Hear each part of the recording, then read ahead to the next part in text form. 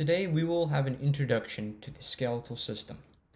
It will consist of the main functions of the skeletal system, classification of bones found in our body, and some cells that are present inside of osseous tissue. So let's get started. There are 6 main functions of the skeletal system. One is support. It provides support for the body and anchors muscles. Second is protection. The bones enclose and protect important organs such as the brain and lungs and the heart. Third is movement. The skeletal system works in conjunction with the muscular system to move and change positions for our daily day-to-day activities. The fourth is electrolyte balance. The skeleton stores calcium and phosphate ions and releases them into the blood. The fifth is acid-base balance. Bone tissue buffers and protects the blood against excessive pH changes by absorbing or releasing carbonate and phosphate salts. The last one, and probably the most important one, is that it serves as a major site for blood cell formation from the red bone marrow. Bone classification / features. The bones in our body are divided into 4 major categories. They're flat bones, long bones, irregular bones, and short bones. Flat bones consist of 2 thin layers of compact bone that sandwich a layer of spongy bone. Some examples include bones of the skull, like your cranium, and your shoulder blades, such as your scapula. The second is long bones. The long bones have a long shaft called a diaphysis and 2 ends called epiphyses. These bones are found in your appendages, like your arm bones, your leg bones. Third is irregular bones. These have distinct shapes and features. These act as attachment sites for tendons. Some irregular bone examples include bones of your spine or the tiny bones found in the skull like your mastoid, and we'll get into that in a minute. Lastly are short bones. These short bones are somewhat cuboidal, and these are found in your wrist, these small little short bones. So let's move on to the ThinkPad and get a closer look. Let's start with flat bones. Here we have Jeff. Jeff's skull is presented to us in the mid-sagittal view.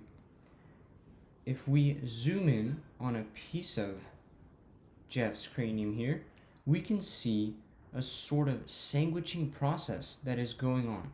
Okay, as I mentioned earlier, we have a layer of compact bone, dense bone right here, followed by a layer of spongy bone here, and then after that, one more layer of compact bone again. And so this goes for all the flat bones of the human body. It's this sort of sandwich process of 2 compact bones sandwiching a layer of spongy bone.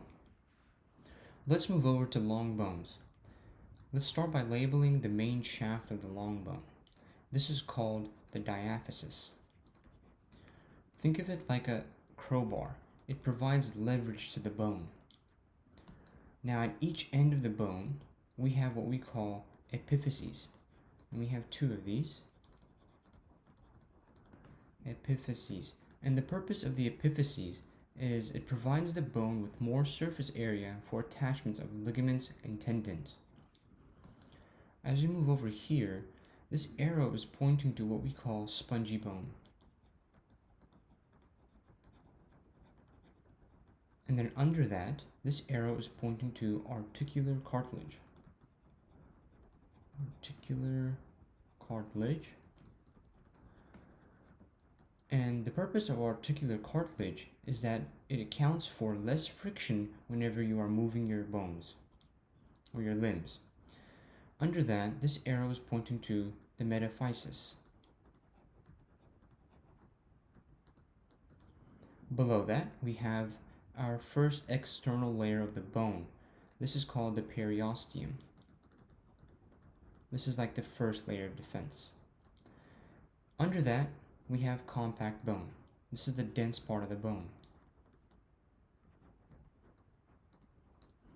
And then below that, And under that layer, we have our marrow cavity.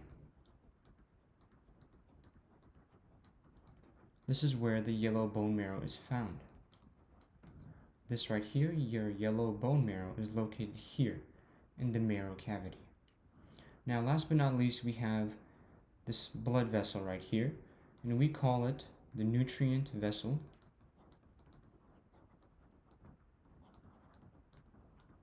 And it enters the bone through tiny holes called nutrient foramen. Nutrient foramen. Now, the last two types of bones that are found in the human body are called irregular bones and short bones. Over here on the left, we have what we call irregular bones. These can be located in places such as the vertebral column and some bones of the hip. Over here on the right, we have short bones. These are our short bones, and they are found in the hand. Let's move on to bone cells. Think of bone cells as the maintenance and construction workers of the human body.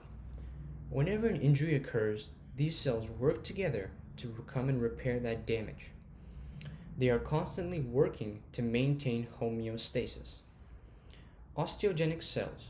These are stem cells that develop from embryonic mesenchyme, and some become osteoblasts. Osteoblasts. These are bone-forming cells. They synthesize organic material, and this is called osteogenesis. Let's incorporate some active recall. Whenever you break your bone, your body stimulates increased mitosis, or increased growth of these cells to come and repair that damage. Osteocytes. These are former osteoblasts that are trapped in the matrix of bone. They play a big role in homeostatic maintenance of bone density and blood concentrations. Osteoclasts. These are bone-dissolving cells. They secrete substances that dissolve bone, and as a result, they supply the body with calcium and phosphate for use elsewhere, such as muscle contraction and cell metabolism. And that, ladies and gentlemen, concludes part 1 of the skeletal system. In part 1, we discussed functions of the skeletal system, classification of bones that are found in the body, and cells of the bones. Now we barely scratched the surface, and so in the next lecture we will discuss histology of bone and just how the cells we discussed in part 1 play a role in bone development and bone remodeling. Don't forget to drop a like and subscribe for more anatomy and physiology lectures, and as always, remember, a Pomodoro a day will make you a doctor someday.